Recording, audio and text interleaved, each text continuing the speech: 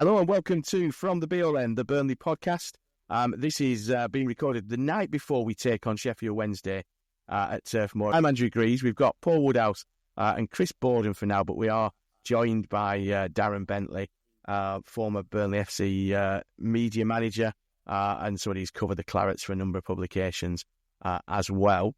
Let's have a look ahead to Sheffield Wednesday then. We'll start with you, Woody. Have these games suddenly become must win now, and does that perhaps change the thinking when it comes to setup, personnel, etc. for Scott Parker, or does it just change the setup, personnel, etc. for us fans who are desperate to see us beat Sheffield Wednesday? I think we're probably just panicking a little bit, but like we said, we're starting to run out of time a little bit, aren't we? And we're playing catch-up now with 5 points out of automatic. But we've still got, obviously, Sheffield United to play. So there's a very important game. But it's, can we pick the points up against what we consider to be the lesser sides, isn't it? And Sheffield Wednesday aren't going to be a guaranteed 3 points. Have they got the second best away record currently behind Sheffield United? So they're coming to the turf, with a little bit of form and a little bit of previous. So they aren't necessarily going to be pushovers. But at the end of the day, we've got to start winning these games. It's not just enough now not to get beat, is it? We've got to make sure that we're at least matching what everybody else is doing around us, and then do what we have to do otherwise.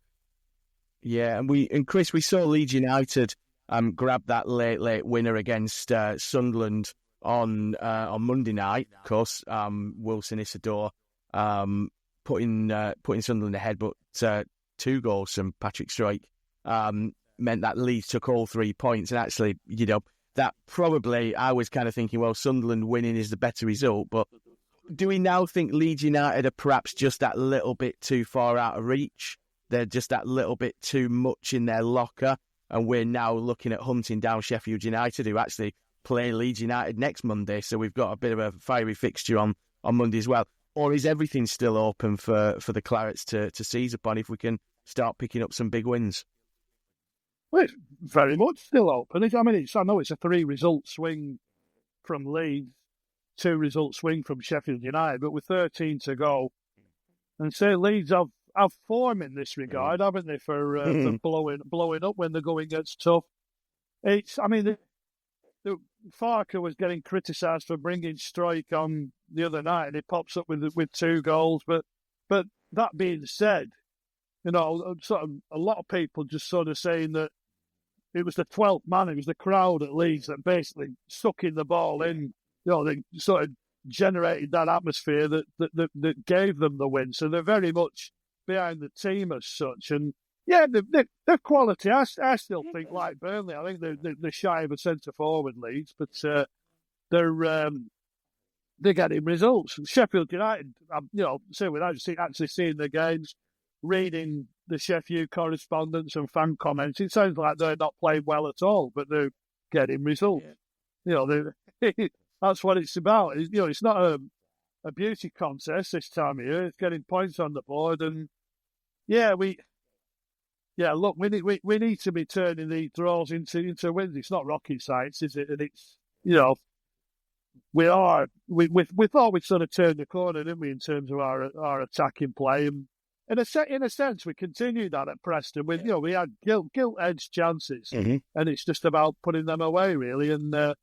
So you keep hearing good news. I mean, the squad's almost at full tilt now, isn't it? Bar Ramsey and Bayern.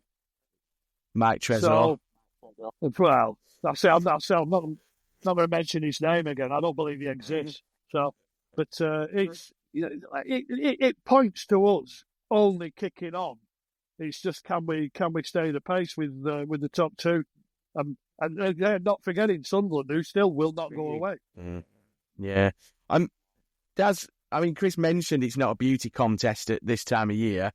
You're sat there tomorrow night. Do you mind conceding in the opening 10 minutes if it brings us out a little bit and perhaps gives us a bit of urgency? Or are you still wanting that defensive record to hold? Yeah, I don't see why we can't have our cake and eat it in that respect. I want that defensive record to go as long as possible because that gives us the best chance of winning games. It's an amazing platform to win games. Unfortunately, we're not consistent enough at the other end to string any sequence of wins together. And I think that's ultimately going to cost us. I think we probably are playing catch-up. And I think we're probably, because of the points differential now and the fact we can't string 3, 4, 5 wins together like Leeds and Sheffield United are, I think we are playing for playoff places now. And effectively, the top 4 have run away with it, haven't they? So it's home advantage in the playoffs, or it's straight up now. For me, I just don't quite see us catching that top 2. I don't see us scoring the goals. Preston was just more evidence for me that we just don't have that firepower. I have a joke with my mate. We go on the turf and he'll go, 2-0, 3-0 tonight. I always said draw. And I took more money off him this season. I'm exactly the same. I go 2-0 win tonight. We'll be right. 2-0 win. And yeah, it's rinse and repeat, isn't it, Woody? It's that kind of, we create chances and we debrief that on Monday against Preston. And Lyle Foster and his misses. Scott Parker basically said, look, he's coming back from an injury. It's that old adage of least he's getting into position, but something's got to give, hasn't it? Something has got to give because we can't keep creating chances and missing them. Where the problem prior was not creating chances and it all being sideways and backwards. Now we're creating 2 or 3 chances a game and not sticking them away. What's the key to unlocking that? Is that Koleosho coming back? We know he's back training. I think he's been training for the last week, so we may see him on the bench. Is it a bit more game time for Edwards? Do you expect Edwards to start against Wednesday on Friday? Or tonight, if you're listening to this on match day. What would you do if you were in Scott Parker's shoes to try and unblock that blockage up top? It's one of those weird ones, isn't it? Because it's like we judge Foster on the fact that he happens to be a striker, even though he's coming in from the left. If that was somebody like Koleosho coming in and missing those chances, would we be as harsh on him? And it's that old adage again, isn't it? He's getting in those positions at least.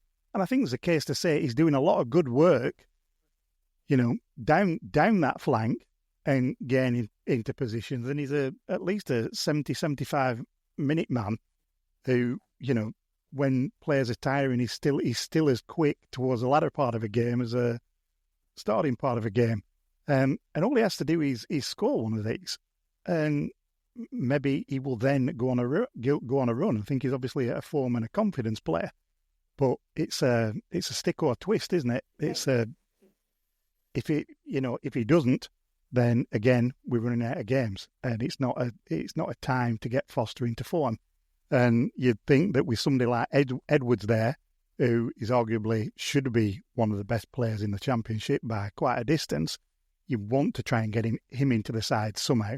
So, I don't necessarily envy that as a consideration. And if Koleosho's somewhere near fit, then he's going to should be a great option to come off the bench. We have all the tools, and we know we have all the tools. It's just are they sharp enough? Yeah. And Chris, we mentioned kind of Foster playing out the left. Somebody suggested on Twitter that he might be the new Joe Linton. I don't think he meant kind of, quality level, but in terms of somebody who... I remember when Joe Linton came to Newcastle and it was like he just didn't score enough goals, didn't score enough goals by far, but changed his position. I know you've been critical of Foster's scoring record, not just at Burnley, but in career. He's not a 1-in-2 man, is he? He's more like a 1-in-6, 1-in-7 guy. His record at Burnley, certainly this season, is even less than that. Do you think that actually if Parker finds a way of utilising him in a different way, we will stop thinking of him as that goal scorer? And I think Woody made a really good point there in terms of if that's Koleosho, if that's Anthony or somebody else who's not a central striker, are we as critical? Can you see Foster having a different role to play, beyond this kind of stint out on the left, which feels like it's a bit necessity rather than kind of by design, if you will? I've got to be honest. I think, Edwards has to start. I'd be starting him on the right-hand side and let him wreak havoc. And if he's taking 2 and 3 men out of the equation, and I think that sort of frees Anthony up a little on the other side. And then the choice is he going to play Fleming, who appears to be the man who's getting the nod from Scott Parker, or Foster? And for my money, I play Fleming, to be honest. So I won't knock Foster's work rate. He's very selfless. He's diligent. He does a job for the team. And he's in those positions because he is a striker. He's not coming in off the line and getting to that back post area. But, he's pretty much already there because he's sort of that inside left, if you will, at the moment. But he doesn't look like he's got a finish in him at the moment. He's overthinking things, and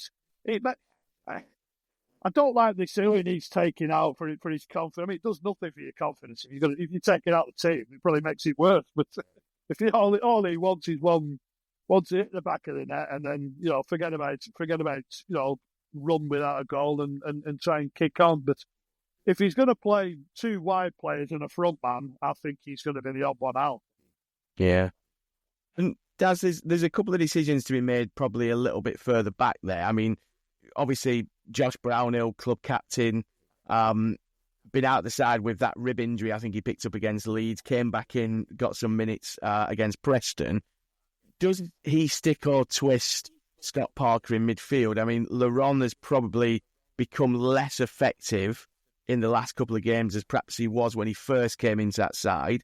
We've obviously got Hannibal in there who, he's putting in some really good performances by and large. What is, and we've got Shelby who, comes on and plays the best pass of the game against Sunderland or whoever he came on against, Oxford maybe. There's a few options in that midfield. Do you stick and twist in midfield because you're going to make changes in the front 3? Or do you kind of think, if we're going to make changes in the front 3 or 4, we might as well make a change at number 10. We might as well make a change at, old school number 4, if you will.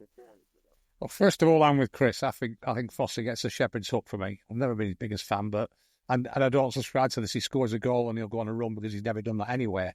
So, for me, he drops out of the side. I play Hannibal as a 10. I think Hannibal's looked really impressed me in the last few games. Well, I think you play him as a 10. You switch Anthony to the left because the guy can go in, he can go out.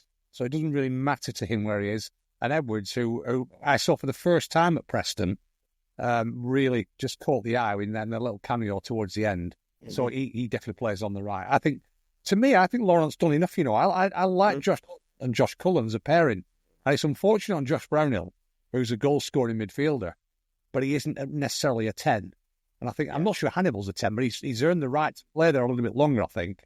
And I like Laurent and Cullen. I think they make a really good, nice pairing. We know what Cullen's all about. And I think Josh Laurent's nice and tidy alongside him. He's athletic, he's rangy, he gets about the pitch.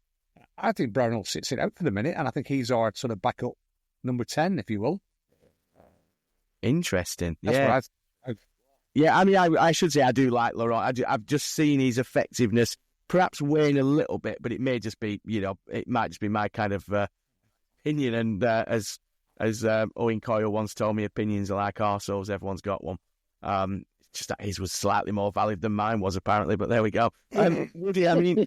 I just wondered something that, I think Pottrell used to say it, back a good big one against a good little one. And Josh Laurent's got a bit of stature about him. I think that won't now hold him midfield role. Yeah, definitely. And obviously we don't need to change anything at the back, Woody. But as Daz was saying there in terms of, and Chris was saying, Anthony on the left does give us options. You think about the Rovers game, he put that absolute wicked cross in for Lyle Foster, didn't he? We're not weakening the side by moving Anthony onto the left-hand side to accommodate Edwards on the right. Oh, well, you'd think that would sit pretty comfortably. And like Chris said, if Edwards can keep 2 or 3 players occupied in that kind of right-hand side, inside right, then it should give us space for Humphreys, you would expect, and Anthony on the left, shouldn't it? Yeah, we've got more than enough. We're not quite in the territory of we spoiled for choice, but it's simply a case of taking chances and being able to create that little thing out of nothing if it's required. And I think out of everybody that we've seen so far from his little cameos, it's Edwards who's that man. So I don't see a problem with that. And I think, I think Anthony can operate, or should be able to operate, on either side. So why the devil not? Just take your chances, boys. That's it. End of story. Yeah. Just before we move on, I don't think we said this stat on in Monday's episode. It was in fact, it was in the Times on Monday. But in his last 34 league games as a manager in England, Scott Parker's teams have conceded 18 goals. 9 goals in that first game when Bournemouth got beat 9-0 at Anfield, and 9 goals in the subsequent 33 games as Burnley manager. I mean, we won't labour on the defensive point, but I thought it was, as a matter of record, I thought it was worth kind of bringing that stout, because that is unbelievable, isn't it? That he's conceded the same amount of goals in his last Bournemouth game as he has done in the 33 games as Burnley manager in the league. So to go on just what Darren was saying earlier about just being a great base, it's also getting in people's heads. The opposition. You're seeing comments from fans saying, "Well, you can't score against them," and it's and we are you're giving away bits of chances in games, and a better side. If you're in the Premier League, we'd have conceded in those games, but. It's starting to.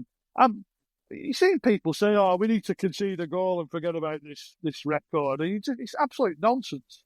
It's magnificent, and it's people are genuinely thinking, "Well, this is Burnley aren't conceding here today, and it's just a case of whether they can nick a goal." I don't think conceding changes our outlook. Of the in-game state of play when if you need a goal, but it's he's not going to, Scott Parker's not going to all of a sudden become all out gung-ho, attack, is he?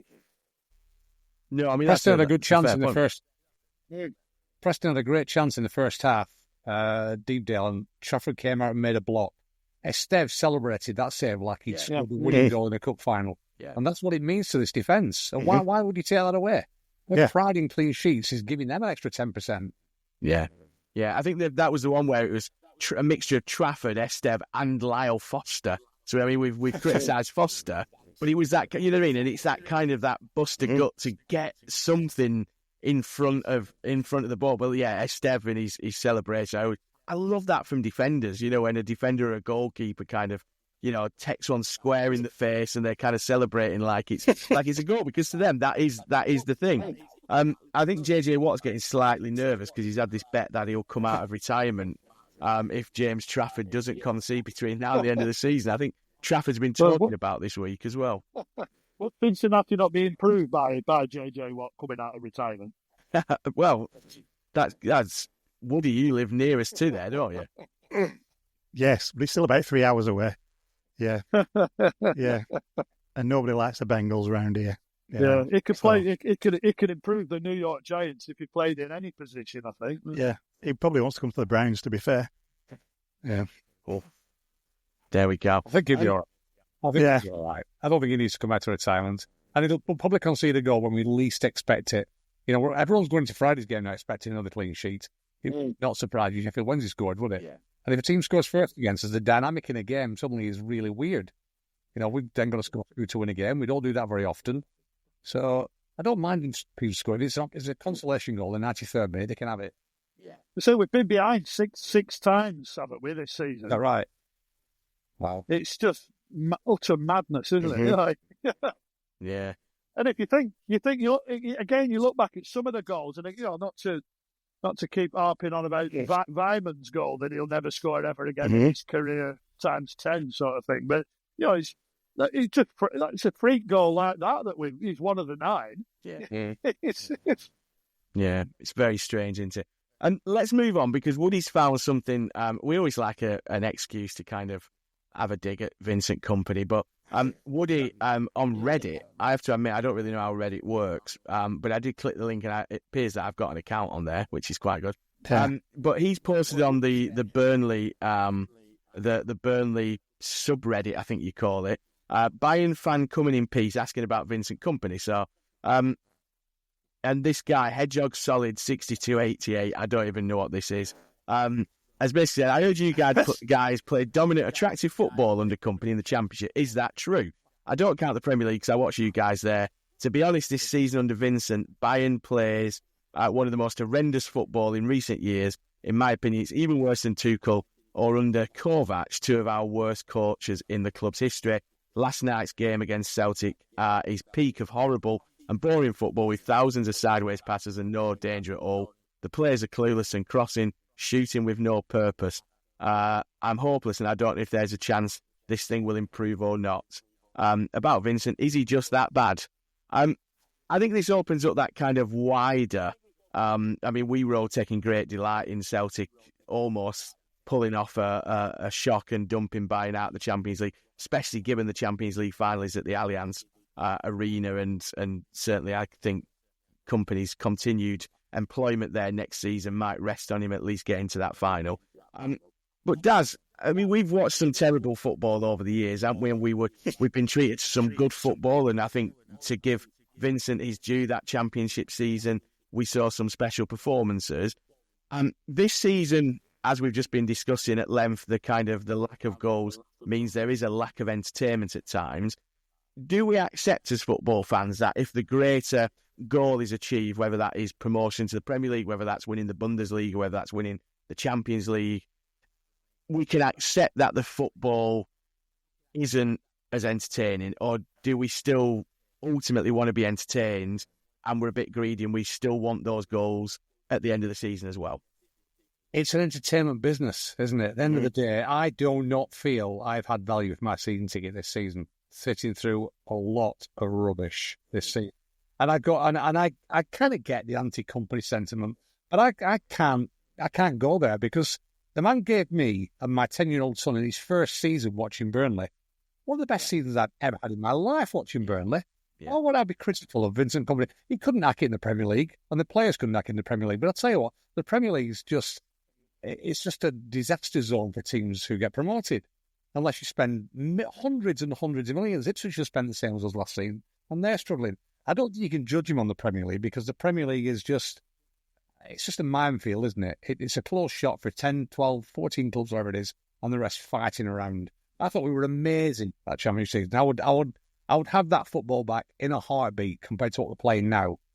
But strangely, we're doing all right. We're getting close to 23 unbeaten. We've lost 5 in 102. Is it? Chris knows the stat there in this division under different managers, of course. But yeah, for me, you give me that football any day of the week than the Parker football we're playing in a minute. We don't get off our seats, do we? I'm rarely off my seat in the Jimmy Mack stand this season. And I think you touched on it before, lads. The away fans have had the benefit this year. The home fans have been shortchanged. The away fans have had all the entertainment this year, haven't they? So, yeah, I can't go down the criticising Kompany road, I'm afraid. It was a crap season in the Premier League, but that's part of why I'm quite happy to have a playoff season this season and not go up. It wouldn't bother me. Yeah, I think that sentiment is shared by a lot. Come on, Woody. Smash fuck out of him. We know you. We know you love. We know you love a good 2-footer on Vinny. I think it was more the way that we won our games in the Championship. I think had certain things not gone as well as they had done, and we had not won quite as many games at the death, those 2-1s, etc., would have turned into draws, and I think there would have been more complaining. Yes, it was, and don't get me wrong, a lot of those games were exciting because of that. However, if you flip it a little bit and you aren't winning those games, it becomes a different outlook, doesn't it? And I think a lot of this Pep Bowl in various guises is extremely dull. It's just possession for the sake of possession, whether it's in the final third or whether it's, slightly further back or wherever the devil you're trying to keep hold of the ball. It's just primarily about possession. You saw, watching Bayern against Celtic, they were dire. It was just simply a case of just getting into the positions and just like whacking it in from, the left to the right. And it just seemed like a very ponderous kind of bad version of the Championship season. We're just giving it to Benny and saying, go on, whack that in if you can. And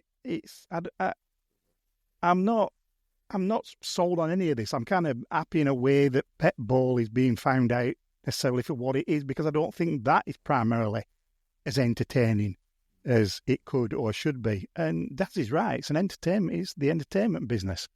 And we've got to do something about it. But fuck Dolphin Head, you know. It's just simply for using as a stepping stone. I know everybody does it, but it could have been a little bit more pragmatic. It could have at least tried to keep us up rather than putting us on a CV. There we go. And Chris, one of the things we've not had this season is that kind of dramatic last-minute winner. We're rarely behind, as you've mentioned, but you think back to the games against like Rotherham, where you're kind of thinking, you know what, we just need a bit of magic and we get 2 in injury time. And, and then I think a couple of games later, we almost do it. We do it again. And that's, the only team to do it twice in a season, be kind of, down going into injury time and end up winning. Do you think we're missing a bit of that? It's kind of, there's that urgency sometimes, isn't there, to kind of get us moving. And we perhaps, I think one of the games, I can't remember which game it was, we did have a little bit of a, was it maybe Plymouth at home or Portsmouth at home?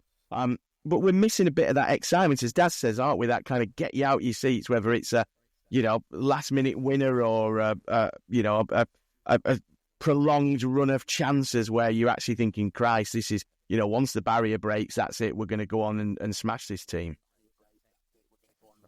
You mentioned that Portsmouth game, and we obviously got the equaliser, and territorially we were pushing for a winner.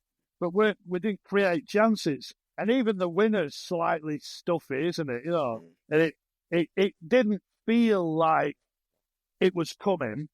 And it came, and it was a relief and all that. But, like I say, we haven't been behind in games. So it's all about these levels of control, isn't it? Kompany, I like the philosophy that in every phase of the game, we're thinking, how can we score from this? Mm-hmm. Whether it's a corner in the left-back position, or at the throw-in in the left-back position, or the goalkeeper's got the ball, or they've got the ball, and we're thinking we're going to counter on them. And whichever way around it is, that I love that feeling. We all love, as much as Coyle gets stick. We love that sort of. I can always remember him saying, Coyle, when he first arrived, and he'd been asked to play. I think it was when he was at Motherwell or something like that, and he'd been brought on as a sub.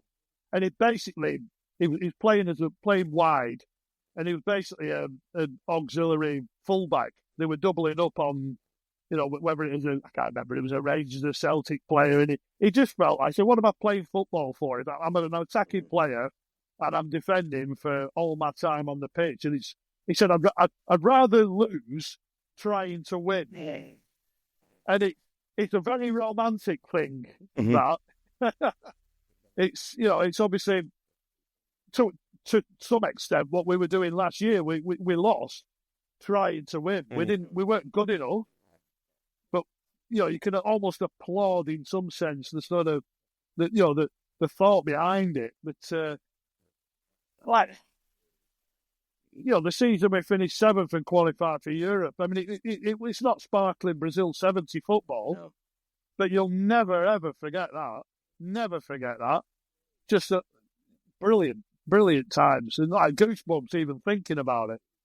The places we went and the teams we beat, and but like I say, ultimately you go back to the very Preston Burnley, the first derby on the first day of the Football League in 1888, and that was people finished their jobs, didn't they? And they wanted a bit of entertainment at the weekend, and they paid their money, and they stood on the terraces, and it was it's a magnificent pastime that's lasted through 150 odd years or so, and it's that's ultimately that getting you off your seat, whether it's a Glenn Little, dropping a shoulder and beating 2 men inside out, or so the pace of a Koleosho, something like that, which we haven't seen often enough. But it's a horrible balance, isn't it? It's why Sam Allardyce will go in and be pragmatic everywhere